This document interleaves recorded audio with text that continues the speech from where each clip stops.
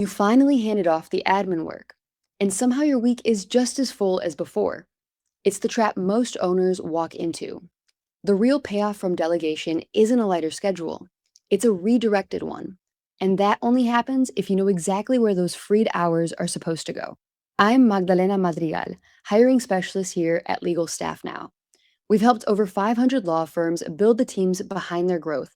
We're an Inc. 5000 fastest growing company, and our work's been featured in Bloomberg Law.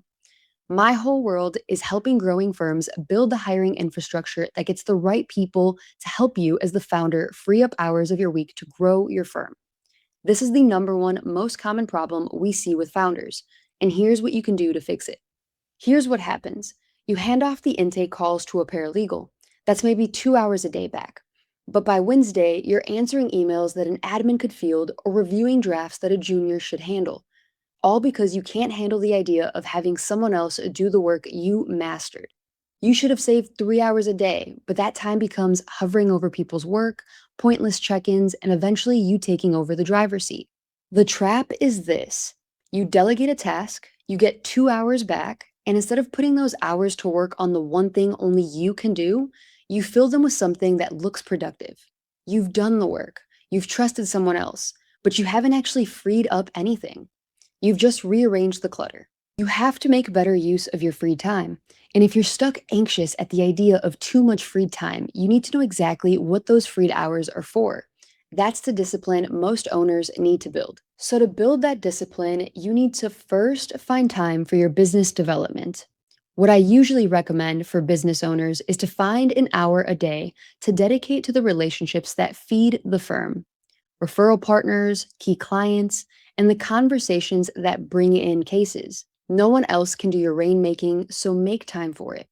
Secondly, find the handful of moments where only the owner's presence matters: the call with the key client, the negotiation with opposing counsel, the one that sets the tone for how the firm shows up. Oftentimes, you already have set time for these. You will need to spend more time to these moments. And I know I made it seem like a waste of time, but you will need to spend more time training. Of course, it seems like it defeats the purpose of your freed time, but you need to strategically train and consult with your top players. Make sure you're passing out knowledge that will help them run the firm when you're not there. You want to ensure you know what's going wrong with the firm, what is going right, and where you guys will look to resolve everything. This all seems obvious, but owners constantly forget, so really sit down and think where you're still wasting your time.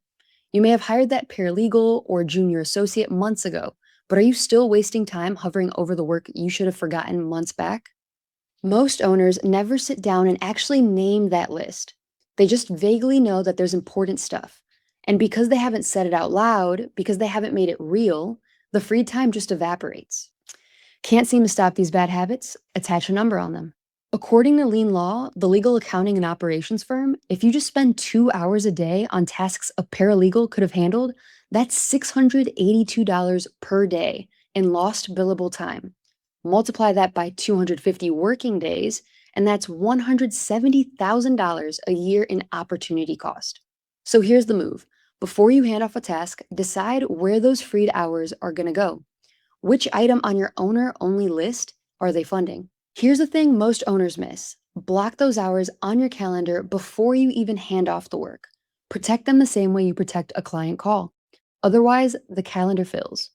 And I'll tell you, that first week you actually sit in that block time instead of answering emails, it will feel wrong. Like you should be doing something, but you are. You're doing owner work. But by week 4, 4 solid weeks of client relationship calls or strategy time or one on ones with your people, you'll see the difference. That's when the leverage shows up. Without the plan, you're trading your time for their time. You're not actually scaling, you're just busy in a different way. With the plan, the named list, the block time, the clear commitment, delegation becomes a leverage. You move from doing the work to directing the work.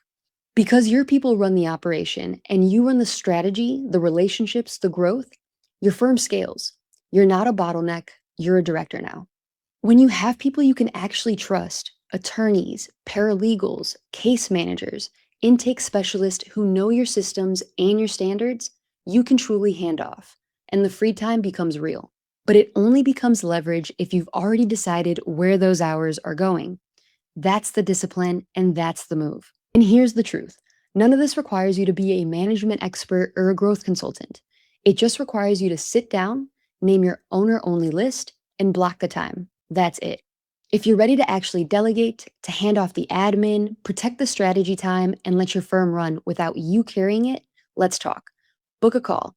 We'll help you build the team and the structure that makes that possible.